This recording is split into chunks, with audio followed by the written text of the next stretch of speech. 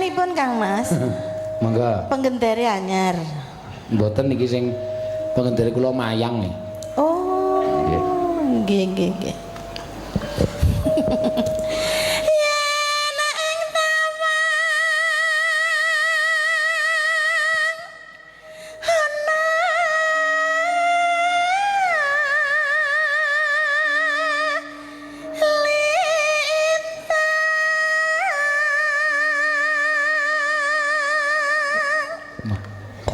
Rada gerok Mbak Cangi. Rada gerok kuwi kaya ngono.